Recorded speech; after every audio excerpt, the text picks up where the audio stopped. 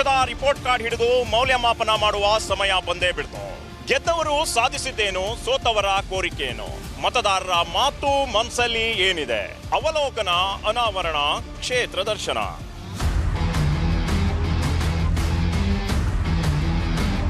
Assembly ಅಖಾಡದ ಸಂಪೂರ್ಣ ಚಿತ್ರಣವನ್ನ ಬಿಂಬಿಸುವ ಚುನಾವಣಾ ವಿಶೇಷ ಕಾರ್ಯಕ್ರಮ ಜನಮನ ಮತಕ್ಕೆ ಸ್ವಾಗತ. ನಾನು ದರ್ಶನ್ ನಾಯ್ಕ್.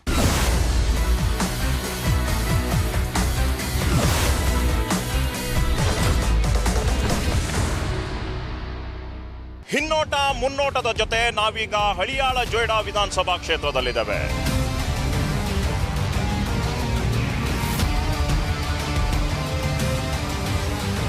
ಉತ್ತರ ಕನ್ನಡ ಜಿಲ್ಲೆಯಲ್ಲಿ ಅರೆಮಲೆನಾಡು ಕ್ಷೇತ್ರ ಎಂದೇ ಖ್ಯಾತಿ ಪಡೆದಿರೋದು ಹಳಿಯಾಳ ವಿಧಾನಸಭಾ ಕ್ಷೇತ್ರ. ಹಳಿಯಾಳ ವಿಧಾನಸಭಾ ಕ್ಷೇತ್ರ 3 ತಾಲೂಕುಗಳನ್ನೊಳಗೊಂಡಿದೆ. ಕಾಂಗ್ರೆಸ್ ಭದ್ರಕೋಟೆಯಾಗಿರುವ ಹಳಿಯಾಳ ಕ್ಷೇತ್ರದಲ್ಲಿ ಈ ಬಾರಿ ತ್ರಿಕೋನ ಸ್ಪರ್ಧೆ ಇದೆ. ಕ್ಷೇತ್ರದಲ್ಲಿ ಅತಿ ಹೆಚ್ಚು ಬಾರಿ ಅಂದ್ರೆ 8 ಬಾರಿ ಶಾಸಕರಾಗಿದ್ದಾರೆ ಆರ್.ವಿ. ದೇಶಪಾಂಡೆ. 1 ಬಾರಿ ಸೋಲು ಕಂಡಿದ್ದಾರೆ. ಒಮ್ಮೆ ಮಾತ್ರ ಜೆಡಿಎಸ್ ಗೆದ್ದಿದೆ. ಕ್ಷೇತ್ರದಲ್ಲಿ ಜಾತಿವಾರು ಮತಗಳು ಎಷ್ಟಿವೆ ಅಂತ ನೋಡೋಣ. ಕ್ಷೇತ್ರದಲ್ಲಿನ ಒಟ್ಟು ಮತದಾರರು 1,77,511. ಮರಾಠಿಗರು, ಮುಸ್ಲಿಮರು, ಕುಣಬಿ ಹಾಗೂ ಪರಿಶಿಷ್ಟ ಸಮುದಾಯಗಳ ಮತಗಳೇ ನಿರ್ಣಾಯಕ. ಕ್ಷೇತ್ರದ ಸಂಭಾವ್ಯ ಅಭ್ಯರ್ಥಿಗಳು ಯಾರು ಅಂತ ನೋಡೋದಾದ್ರೆ, ಕಾಂಗ್ರೆಸ್ನಿಂದ ಹಾಲಿ ಶಾಸಕ ಆರ್.ವಿ. ದೇಶಪಾಂಡೆ ಸ್ಪರ್ಧೆಗೆ ರೆಡಿಯಾಗಿದ್ದಾರೆ. ಬಿಜೆಪಿಯಿಂದ ಮಾಜಿ ಶಾಸಕ ಸುನಿಲ್ ಹೆಗಡೆ ಇದ್ರೆ, ಜೆಡಿಎಸ್ ಪಕ್ಷದಿಂದ ಮಾಜಿ ಎಂಎಲ್ಸಿ ಎಸ್.ಎಲ್. ಘೋಟ್ನೇಕರ್ ಸ್ಪರ್ಧೆಯಲ್ಲಿದ್ದಾರೆ. ಕಳೆದ 5 ವರ್ಷದಲ್ಲಿ ಕ್ಷೇತ್ರದಲ್ಲಿ ಏನೆಲ್ಲ ಕೆಲಸ ಆಗಿವೆ, ಇನ್ನೂ ಏನೇನ್ ಕೆಲಸ ಆಗಬೇಕಿದೆ ಅಂತ ನೋಡೋಣ. ಪ್ರತಿ ಗ್ರಾಮೀಣ ಭಾಗಕ್ಕೆ ರಸ್ತೆ ಸಂಪರ್ಕ ಕಲ್ಪಿಸಲಾಗಿದೆ. ಧರ್ಮ ಭೇದವಿಲ್ಲದೆ ಎಲ್ಲಾ ಧಾರ್ಮಿಕ ಶ್ರದ್ಧಾ ಕೇಂದ್ರಗಳ ಅಭಿವೃದ್ಧಿಯಾಗಿದೆ.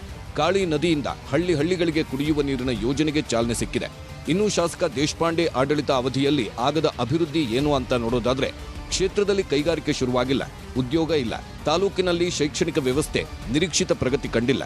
ಕ್ಷೇತ್ರದ ಜನರ ಬೇಡಿಕೆಗಳು ಏನು ಅಂತ ನೋಡೋಣ. ಜೊಯ್ಡಾ ತಾಲೂಕು ಇದುವರೆಗೂ ಹಿಂದುಳಿದ ತಾಲೂಕಿನ ಪಟ್ಟದಿಂದ ಮುಕ್ತಿ ಇಲ್ಲ. ಜೊಯ್ಡಾದಲ್ಲಿ ನಿರೀಕ್ಷಿತ ಅಭಿವೃದ್ಧಿ ಇಲ್ಲ. ಹಾಗೆ ಹಳಿಯಾಳ ಕೂಡ ನಿರೀಕ್ಷಿತ ಮಟ್ಟಕ್ಕೆ ಅಭಿವೃದ್ಧಿ ಆಗಿಲ್ಲ. ಈ ಎಲ್ಲ ಬೇಡಿಕೆಗಳನ್ನಿಟ್ಟುಕೊಂಡು ಕ್ಷೇತ್ರದ ಜನ ಎಲೆಕ್ಷನ್ಗೆ ಸಜ್ಜಾಗ್ತಿದ್ದಾರೆ. ಹಳಿಯಾಳ ಜೊಯ್ಡಾ ಕ್ಷೇತ್ರದ ಜನ ಮನ ಮತ ಹೇಗಿದೆ ಎನ್ನುವಂತ ಬಗ್ಗೆ ನೋಡೋಣ ಬನ್ನಿ.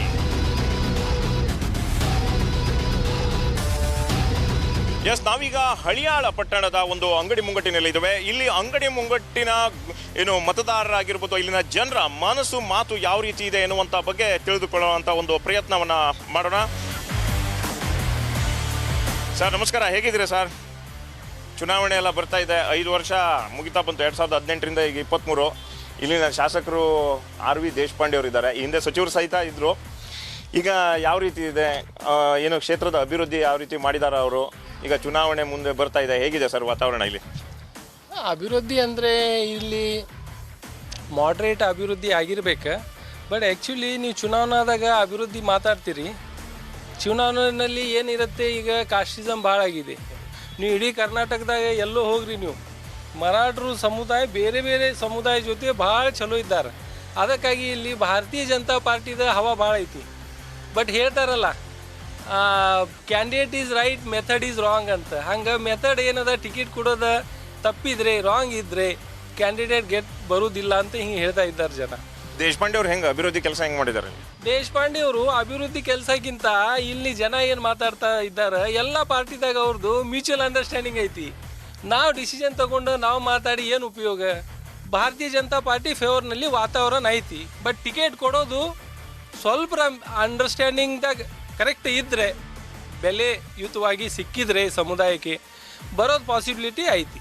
ಏನು ಅಭಿವೃದ್ಧಿ ಆಗಬೇಕಾಗಿತ್ತು, ಇದರದ್ದು ಬಸ್ ಸ್ಟ್ಯಾಂಡ್ ಅನ್ರಿ, ಹಳೆಯಾಳ ಬಸ್ ಸ್ಟ್ಯಾಂಡು ಚೆನ್ನಾಗಾಗಿದೆ. ಮತ್ತು ನೀರಾವರಿ ಯೋಜನೆ ಬಗ್ಗೆ ಕೆಲಸ ಮಾಡಿದ್ದಾರೆ. ಆದರೆ ಮೊನ್ನೆ ಏನಾಗಿತ್ತು, ರೈತರ ಹೋರಾಟ ಏನಾಯಿತು, ಕಬ್ಬೆ ಬೆಳೆಗಾರರ ರೈತರಲ್ಲಿ ತುಂಬ ಜನ ಅವ್ರ ಫೇವರು ನಿರಾಶೆ ಆಗಿದ್ದಾರೆ.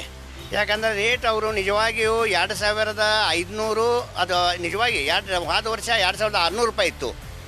ಅದು ಬಿಟ್ಟು ಇವರು ಕಂಪ್ನಿಯವರು ಏನು ಮಾಡಿದರು, 2,300 ಚಿಲ್ಲರೆ ಮಾಡೋಕ್ಕೆ ಹೋದರು. ಬಟ್ ನಿಜವಾಗಿಯೂ ಎಷ್ಟು ತಿಂಗಳ ಪಾಪ ರೈತರು ಹೋರಾಟಕ್ಕೆ ನಿಂತಿದ್ದರು. ಇವರು ಸಾಹೇಬರು, ದೇಶಪಾಂಡೆ ಸಾಹೇಬರು ನಿಜವಾಗಿ MLA ಆಗಿ ಅವ್ರ ಫೇವರ್ ಮಾಡಿದ್ರೆ ಚಲೋ ವಾತಾವರಣ ಆಗ್ತಿತ್ತು. ಹಳ್ಳಿ ಅಷ್ಟು ಆಗಿದೆ ಈ ಟೈಮ್ದಲ್ಲಿ.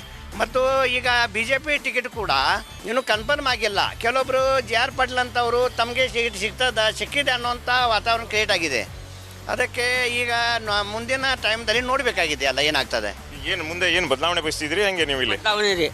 ಹಾಂ, ಏನಾಗಬೇಕಂಗಿದ್ರೆ ಇಲ್ಲಿ ಈ ನಮ್ಮನ್ನ ಇದು ಜೆ ಡಿ ಎಸ್ ಬರ್ಬೇಕು ರೀ, ನಮ್ಮ ಮರಾಠ ಸಮಾಜ ಬರ್ಬೇಕು ರೀ. ನಾವೀಗ ಹಳಿಯಾಳ ಪಟ್ಟಣದ ಶಿವಾಜಿ ಸರ್ಕಲ್ ಅಲ್ಲಿ ಇದ್ದೀವಿ. ಶಿವಾಜಿ ಸರ್ಕಲ್ ಅಕ್ಕಪಕ್ಕದಲ್ಲಿ ಸಾಕಷ್ಟು ಜನಸಾಮಾನ್ಯರಿದ್ದಾರೆ. ಒಳ್ಳೆ ಶಾಸಕ ಇದ್ದಾದ್ರೂ ಅಭಿವೃದ್ಧಿ ಆಗಿದೆ, ಶಾಸಕ ಇಲ್ಲಂದ್ರೂ ಅಭಿವೃದ್ಧಿ ಆಗಿದೆ. ಮತ್ತು ಯಾವ ಜಾತಿ ಭೇದ ಭಾವ ಇಲ್ಲ.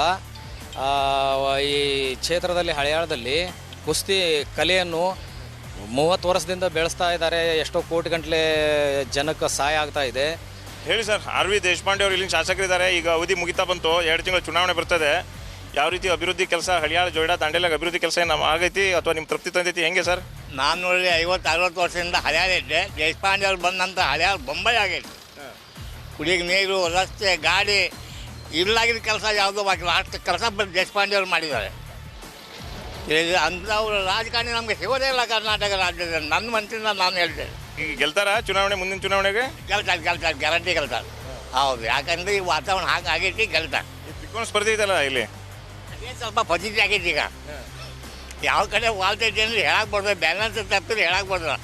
4 ಚಕ್ರ ಗಾಡಿ ಬರಬರಿ ಇಟ್ಟಿತ್ತು, 3 ಚಕ್ರ ಗಾಡಿ ಆಗಿಬಿಟ್ಟೈತಿ. ಈಗ ಯಾವ ಕಡೆ ವಾಲ್ತೈತಲ್ಲಿ ಹೇಳಕ್ಕೆ ಬರ್ದಿಲ್ಲ. ಈಗ ಮುಂದೆ 2 ತಿಂಗಳ ಚುನಾವಣೆ ಬರ್ತಿದೆ. ಅವರ ಅಭಿವೃದ್ಧಿ ಕೆಲಸ ಹೆಂಗೆ, ನಿಮ್ಮ ತೃಪ್ತಿ ತಂದಿದೆಯಾ? ಮುಂದೆ ಇಲ್ಲಿ ಚುನಾವಣೆ ಯಾವ ರೀತಿ ಇದೆ? ಎಲ್ಲ ನಡೆದ ಸರ್, ಎಲ್ಲ ಚಲೋ ಮಾಡ್ಯಾರ. ರೋಡ್ ಗೀಡ್ ಎಲ್ಲ ಮಾಡ್ಯಾರ, ಮನೆ ಎಲ್ಲ ಕೊಟ್ಟಾರ.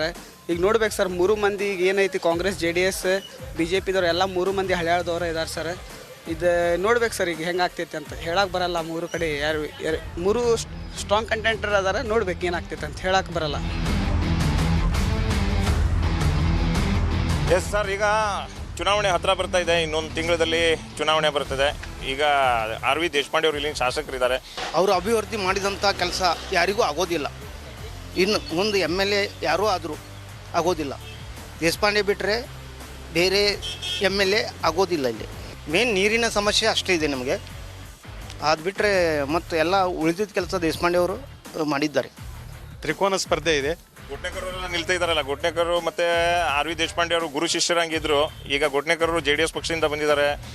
ಏನು ಸಂಭಾವ್ಯ ಅಭ್ಯರ್ಥಿಯವರು, ಯಾವ ರೀತಿ ಇದೆ ವಾತಾವರಣ ತ್ರಿಕೋನ ಸ್ಪರ್ಧೆ ಇರುವುದರಿಂದ ಯಾವುದು ನಿರ್ಣಾಯಕ ಮಾಡ್ಲಿಕ್ಕೆ ಆಗೋದಿಲ್ಲ ರೀ. ದೇಶಪಾಂಡೆ ಅವರು ಅಭಿವೃದ್ಧಿ ಕೆಲಸ ಹೆಂಗಿದೆ ಅಲ್ಲಿ? ದೇಶಪಾಂಡೆ ಅವರು, ಗೊಟ್ನೇಕರ್ ಇಬ್ಬರೂ ಕೂಡಿ ಅಭಿವೃದ್ಧಿ ಕೆಲಸವನ್ನು ಮಾಡಿದ್ದಾರೆ. ಈಗ ಏನೋ ವೈಮನಸ್ಸಾಗಿ ಬೇರೆ ಆಗಿರ್ಬೋದು, ಆದರೂ ತ್ರಿಕೋನ ಸ್ಪರ್ಧೆ ಇರೋದು ಖಚಿತ. 40 ವರ್ಷದಿಂದ ಎಲೆಕ್ಷನ್ ಇತ್ತಲ್ಲ, ಈಗ 3 ತ್ರಿಕೋನ ಆಗಿರೋದ್ರಿಂದ ಎಲೆಕ್ಷನ್ನು ಬದಲಾಗಿದೆ. ಹೆಂಗಾಗಿದೆ ಅಂದರೆ ಅವರು ಡಿವೈಡ್ ಆಗಿಬಿಟ್ಟಾರೆ. ಒಂದೇ ಮನೆಯವರು 3 ಮಕ್ಕಳು, ಮನೆ ಒಂದು 3 ಬಾಗಿಲಾಗಿದೆ. ಮನೆ ಒಂದು 3 ಬಾಗಿಲಾದ ಕಾರಣ ನಾವು ಎಲ್ಲರೂ ತೊಗೋಬೇಕಾಗತ್ತೆ ಒಂದು ಸಲ. ಹಂಗಾಗಿ ನಾವು ಯತ್ನ ಮಾಡಿ ಯಾರಿಗೆ ಏನು ಹಾಕಬೇಕು, ಏನು ಮಾಡಬೇಕು ಅದ್ರ ಬಗ್ಗೆ ನಾವು ಚರ್ಚೆ ಮಾಡಿ ಮಾತಾಡಬೇಕಾಗತ್ತೆ.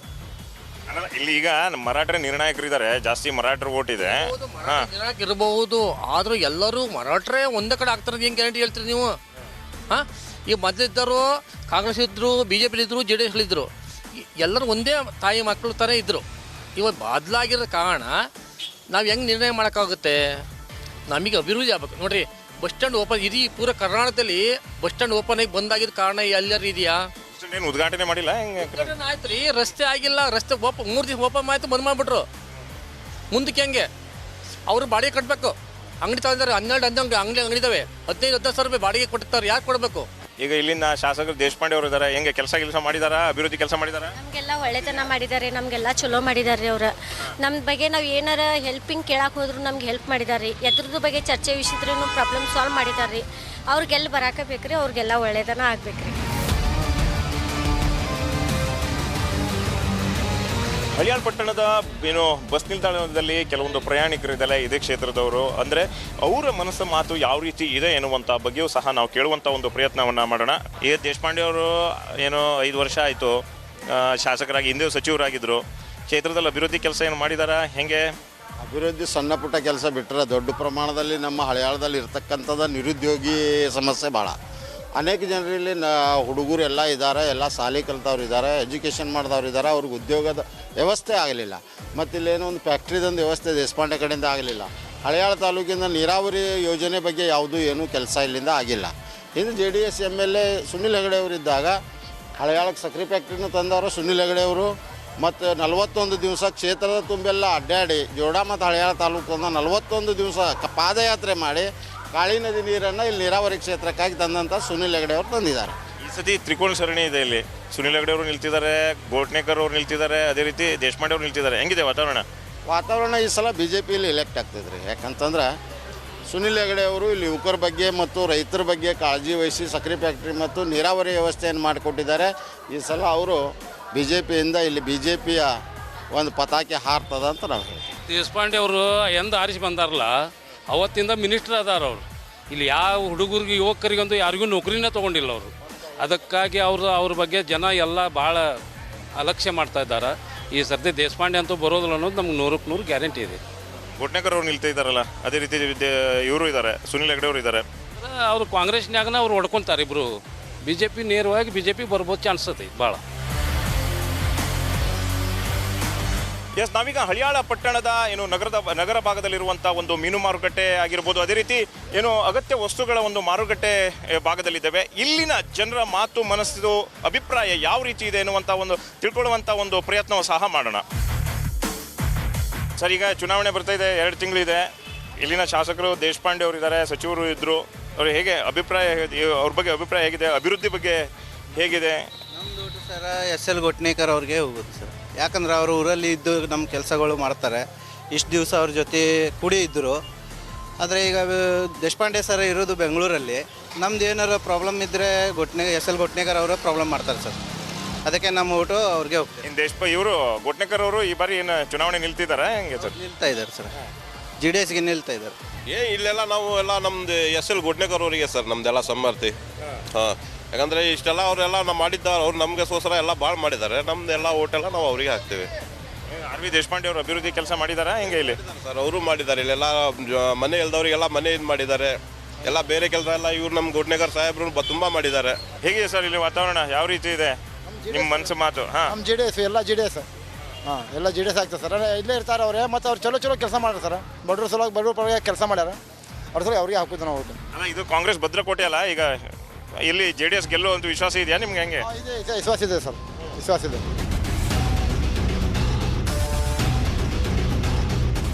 ಹೇಗಿದೆ ಸರ್ ಚುನಾವಣೆ?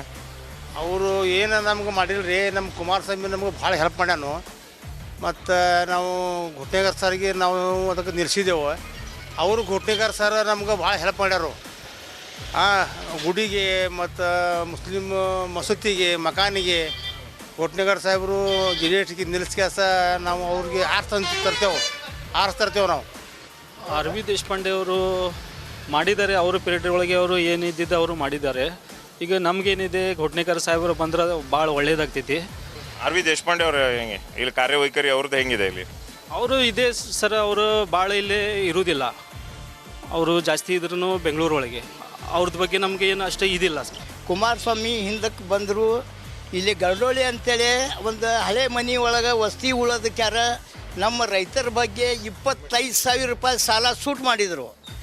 ಅದರ ಬಳಕ 1 ಲಕ್ಷ ರೂಪಾಯಿ ಸಾಲ ಸೂಟ್ ಮಾಡಿದರು ಕುಮಾರಸ್ವಾಮಿ ಅವರು. ಮತ್ತು ಈಗೇನೈತಿ, ನಮ್ಮ ಘೋಟ್ನೇಕರ್ ಸಾಹೇಬರು ನಮ್ಮ ಬಡ್ರ ಮಂದಿಗೆ ತಿಳಿತು.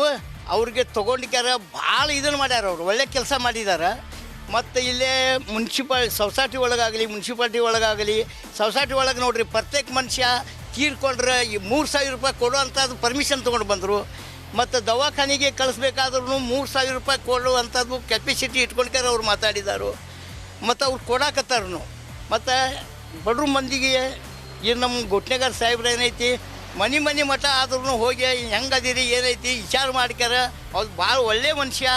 ಅವ್ರಿಗೆ ನಾವು ಗೆದ್ದು ತೊಗೊಂಡು ಬರ್ಬೇಕಂತ ಹೇಳ್ಕೆ ನಮ್ಮದು ಅಭಿಪ್ರಾಯ.